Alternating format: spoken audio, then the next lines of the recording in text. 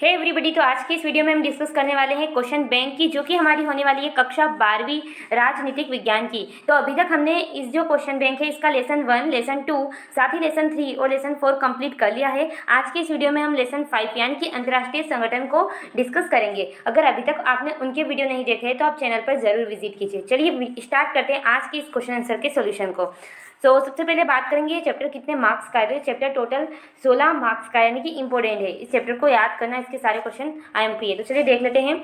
सबसे पहला प्रश्न है हमारे सामने, विश्व बैंक की स्थापना कब हुई थी? तो इसका राइट आंसर रहेगा विश्व बैंक की स्थापना 1946 में हुई थी। उसके बाद नेक्स्ट क्वेश्चन है हमारे सामने, अंतर्राष्ट्रीय मुद्रा कोष में कितने कार्यपालक निर्देशक होते हैं?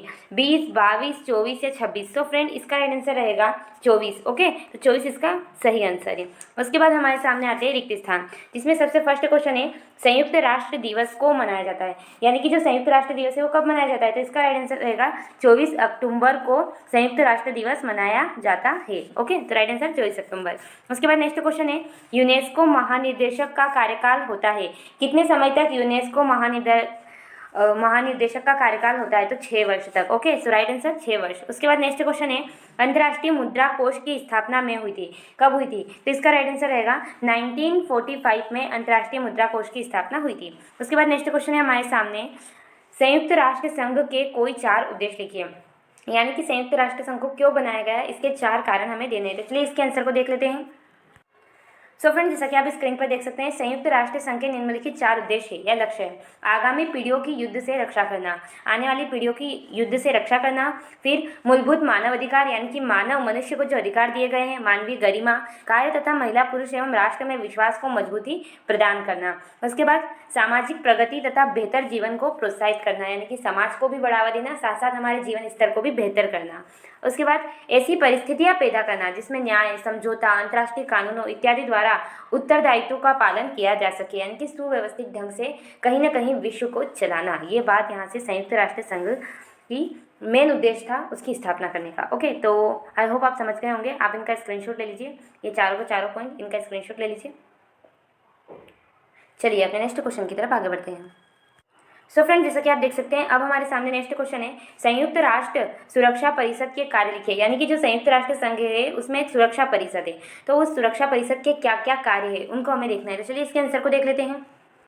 सो फ्रेंड, जैसा कि आप देख सकते हैं, संयुक्त राष्ट्र की सुरक्षा परिषद के निम्नलिखित कार्य है।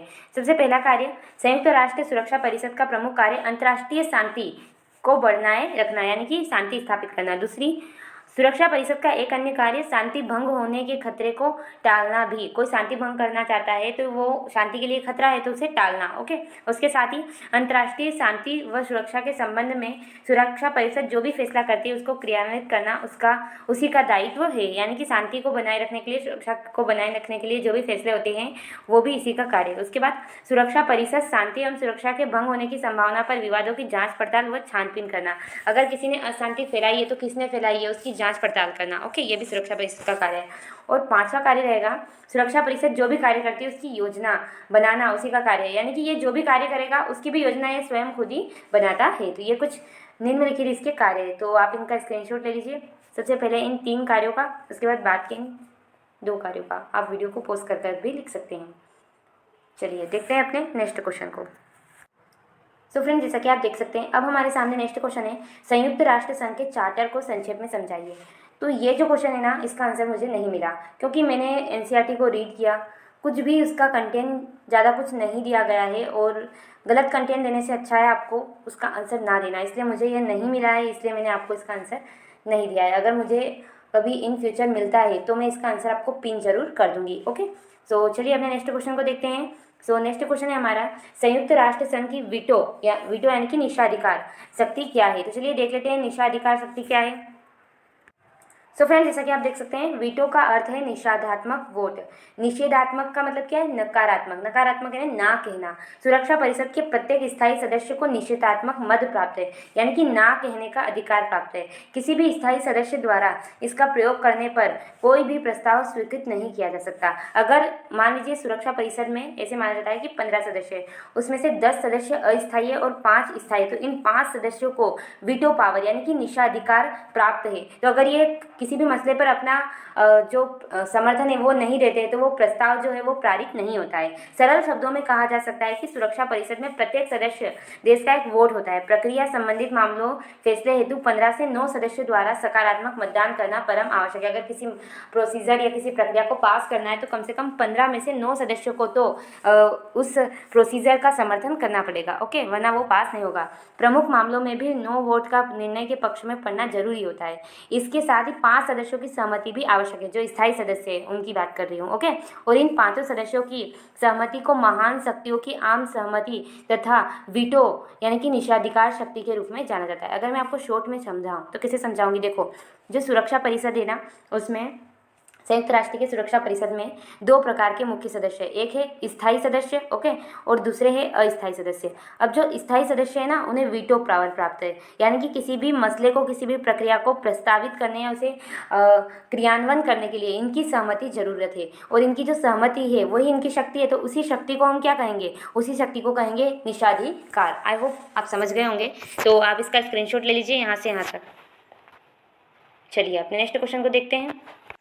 सो फ्रेंड, जैसा कि आप देख सकते हैं, अब हमारे सामने नेक्स्ट क्वेश्चन है, यूनेस्को के प्रमुख कार्यक्रम को संक्षेप में लिखिए। यूनेस्को एक संगठन है, मैं आपको पहले ही बता देती हूँ, और इसके जो भी कार्यक्रम होते हैं, जो भी काम करता है, उसको हमें बताना है। तो चलिए इसके आंसर को देख लेते हैं। सो फ्रेंड्स, जैसा कि आप स्क्रीन पर देख सकते हैं, संयुक्त राष्ट्र शिक्षा विज्ञान तथा सांस्कृतिक संगठन अर्थात यूनेस्को की स्थापना, इसका पूरा फुल फॉर्म क्या है, संयुक्त राष्ट्र शिक्षा विज्ञान एवं सांस्कृतिक संगठन, और इसकी स्थापना कब हुई है, नवंबर 1946 में, और इसका मुख्यालय कहाँ है, पेरिस में। अब हमें बताना है इसके कार्यक्रम। तो यूनेस्को के प्रमुख कार्यक्रम निम्नवत है, साक्षरता आंदोलन है ना, उसके बाद संयुक्त राष्ट्र संघ तथा मानवीय अधिकारों के संबंध में शिक्षण, ओके, उसके बाद अनिवार्य शिक्षा तथा शिक्षा मापदंडों को ऊपर उठाना, वैज्ञानिक तथा शिक्षा संबंधित विशेषज्ञों को एकत्रित करना, वैज्ञानिक कलाकारों तथा शिक्षकों के कार्यों पर किए जाना तथा अंतर्राष्ट्रीय सद्भावना हेतु उत्तम परिस्थिति उत्पन्न करना। यानी कि कुल मिलाकर कहें तो यूनेस्को एक संगठन है जिसका मुख्य उद्देश्य कि शिक्षा को कैसे न कैसे करके बढ़ावा देना, शिक्षा को आगे बढ़ाना, लोगों को शिक्षित करना, है ना। जैसे कि इसके नाम से ही पता चल रहा है, यूनेस्को संयुक्त राष्ट्र शिक्षा विज्ञान एवं सांस्कृतिक संगठन, विज्ञान को बढ़ावा देना, शिक्षा को बढ़ावा देना, सांस्कृतिक कार्यक्रमों को बढ़ावा देना, यही यूनेस्को के प्रमुख कार्यक्रम है। सो आप कुछ इसी तरीके से इसका आंसर लिखिए। सबसे पहले इसका थोड़ा सा इंट्रो दे देना है, उसके बाद इसके कार्यक्रम लिख देना है। तो आप स्क्रीनशॉट ले लीजिए, उसके बाद इन आगे के पॉइंट्स का स्क्रीनशॉट ले लीजिए।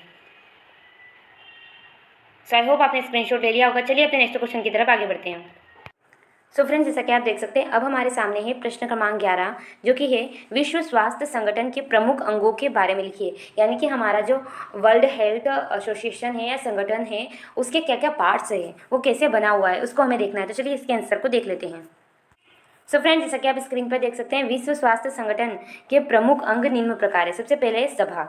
इसमें समस्त सदस्य देशों के प्रतिनिधि होते हैं। इनकी प्रतिवर्ष एक बार आवश्यक रूप से बैठक होती है। सभी का प्रमुख कार्य नीति निर्धारण करना है। तो सबसे पहले जो हमारा विश्व स्वास्थ्य संगठन है, उसकी सभा होती है जो कि प्रतिवर्ष होती है, और वहाँ पे क्या किया जाता है, नीति का निर्धारण किया जाता है। उसके बाद होता है विश्व स्वास्थ्य संगठन में कार्यकारी मंडल। अब इसका क्या काम है और ये क्या है, तो विश्व स्वास्थ्य संगठन का कार्यकारी मंडल 24 सदस्य होता है इसमें, यानी कि 24 मेंबर शामिल होते हैं, और इनका निर्वाचन सभा द्वारा चिकित्सा इत्यादि कार्यों के विशेषज्ञ लोगों द्वारा किया जाता है। इसकी बैठक आवश्यक रूप से प्रति 2 वर्ष बाद होती है, 2-2 वर्षों में इसकी बैठक होती है। और इसके बाद है सचिवालय। पहले हमने पढ़ा सभा, उसके बाद आया कार्यकारी मंडल, उसके बाद तीसरा अंग रहता है सचिवालय। अब सचिवालय में क्या है, विश्व स्वास्थ्य संगठन के सचिवालय में एक महानिदेशक तथा उसका कर्मचारी वर्ग होता है। महानिदेशक विश्व स्वास्थ्य संगठन के प्रशासनिक एवं तकनीकी कार्यों की देखभाल करता है। इसका मुख्य कार्यालय कहाँ है, जेनेवा में स्थित है, और वर्तमान में हांगकांग के डॉक्टर मार्गरेट चॉन इसके महानिदेशक पद पर आसीन है, यानी कि अभी ये जो पद है वो उन्हें मिला हुआ है। ओके, सो इस प्रकार से इसका आंसर आपको लिख देना है। सो आप देख सकते हैं, आप यहाँ से यहाँ तक पहले स्क्रीनशॉट ले लीजिए इन 2 पॉइंट्स का, उसके बाद इसका। तो बिल्कुल इसी तरीके से आपको लिखना है। और हाँ, एक बोनस पॉइंट आपको या एक अच्छी चीज़ ये बता देती हूँ कि आप जैसे लिखो इसको, तो उससे पहले आप फ्लो चार्ट बना लेना है कुछ इस तरीके से, और लिख देना विश्व स्वास्थ्य संगठन, ऊपर विश्व स्वास्थ्य संगठन के अंग, और फिर एक पे सभा, एक पे कार्यकारी मंडल, और फिर सचिवालय। तो इससे ये आंसर काफ़ी अच्छा दिखेगा। ओके, चलिए अपने नेक्स्ट क्वेश्चन की तरफ आगे बढ़ते हैं। तो फ्रेंड, हमारे सामने अब नेक्स्ट क्वेश्चन है, अंतर्राष्ट्रीय मुद्रा कोष की स्थापना के प्रमुख उद्देश्य लिखिए। यानी कि हमारी जो अंतर्राष्ट्रीय मुद्रा कोष है उसकी स्थापना क्यों की गई, किस कारण से उसकी स्थापना की गई, उनको हमें बताना है। तो चलिए इसके आंसर को भी देख लेते हैं। सो फ्रेंड्स, जैसा कि आप स्क्रीन पर देख सकते हैं अंतर्राष्ट्रीय मुद्रा कोष के उद्देश्य। तो सबसे पहले आप देखेंगे कि अंतर्राष्ट्रीय मुद्रा कोष के उद्देश्यों को संक्षेप में निम्न प्रकार से स्पष्ट किया जाता है। पहला है अंतर्राष्ट्रीय मौद्रिक संयोग की स्थापना। मौद्रिक यानी मुद्रा, तो मुद्रा के संयोग की स्थापना करना। मुद्रा कोष का प्रमुख उद्देश्य सदस्य देशों की मुद्रा नीति संबंधित संयोग स्थापित करना है ना। उसके बाद सेकेंड रहेगा हमारा संतुलित अंतर्राष्ट्रीय व्यापार को बढ़ावा देना। अंतर्राष्ट्रीय मुद्रा कोष का कोई भी सदस्य इनकी अनुमति के बिना अंतर्राष्ट्रीय लेन देन तथा भुगतानों पर किसी प्रकार का प्रतिबंध नहीं लगा सकता, जिससे क्या मिलता है, व्यापार को बढ़ावा मिलता है। ओके, फिर चौथा रहेगा विनिमय स्थायित्व को प्रोत्साहित करना। विनिमय यानी कि लेन देन। मुद्रा कोष का एक उद्देश्य विनिमय दरों में स्थायित्व लाना। ओके, उसके बाद बहुमुखी भुगतान। अब ये क्या होता है, तो अंतर्राष्ट्रीय मुद्रा कोष का एक उद्देश्य यह भी है कि वह ऐसी अंतर्राष्ट्रीय भुगतान व्यवस्था स्थापित करने का प्रयास करता है जिसमें प्रत्येक देश अल्प समय अवधि में परस्पर एक दूसरे की मुद्रा में भुगतान स्वीकारने को तैयार हो जाते हैं। तो यहाँ पे क्या हो रहा है, बहुमुखी भुगतान हो रहा है, तो इसी को बोलते हैं बहुमुखी भुगतान। उसके बाद पांचवा पॉइंट रहेगा हमारा भुगतान शेषों के असंतुलन की अवधि एवं मात्रा में कटौती करना। मुद्रा कोष का अंतिम उद्देश्य उक्त प्रयासों द्वारा सदस्य देशों के भुगतान असंतुलन की अवधि एवं परिणाम को कम करना, जिससे उसके आर्थिक विकास में क्या मिले, सहायता मिले। अब भुगतान असंतुलन या संतुलन क्या है, तो अगर आपने इकोनॉमिक्स पढ़ी होगी तो उसमें हमारा चैप्टर रहता है भुगतान संतुलन और असंतुलन, तो आप समझ जाएंगे। ओके, तो ये कुछ 5 निम्नलिखित उद्देश्य थे इसकी स्थापना करने के। तो चलिए आप इन पहले 2 पॉइंट्स का स्क्रीनशॉट ले लीजिए। कुछ इसी तरीके से आपको अपनी बुक में इसका आंसर लिखना है, सॉरी नोटबुक में। ओके, उसके बाद इन 3 पॉइंट्स का स्क्रीनशॉट ले लीजिए, ये 2 पॉइंट्स। सो फ्रेंड, जैसा कि आप देख सकते हैं अब हमारे सामने नेक्स्ट क्वेश्चन है विश्व बैंक की कार्य प्रणाली एवं कार्यों पर विवेचना कीजिए। जो हमारी विश्व बैंक है उसकी क्या कैसी कार्य प्रणाली है और वो क्या क्या कार्य करती है, उसके बारे में हमें डिटेल देना है। तो चलिए देख लेते हैं इसके आंसर को। तो फ्रेंड, जैसा कि आप स्क्रीन पर देख सकते हैं विश्व बैंक की कार्य प्रणाली एवं कार्य।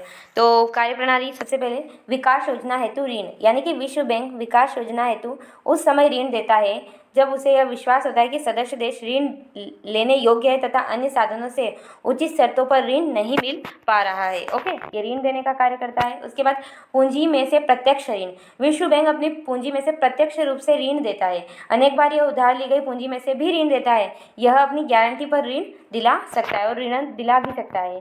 फिर भुगतान की मुद्रा। जब विश्व बैंक किसी देश को गारंटी पर ऋण दिलाता है तो ऋण देने वाले भुगतान करते समय उसी मुद्रा का प्रयोग करेंगे जिसमें ऋण दिया गया है। यानी कि अगर हमने अमेरिका की मुद्रा में ऋण लिया है तो हमें अमेरिका की मुद्रा में ही ऋण वापस करना होगा। ऐसा नहीं है कि अमेरिकी मुद्रा में ऋण ले लिया और भारत की मुद्रा में हम वापस उनको दे रहे हैं, ऐसा नहीं होगा। ओके, उसके बाद ब्याज। विश्व बैंक अपने कोषों में दिए गए ऋणों पर सदस्य देशों पर समय समय पर निर्धारित दरों से ब्याज भी वसूलता है।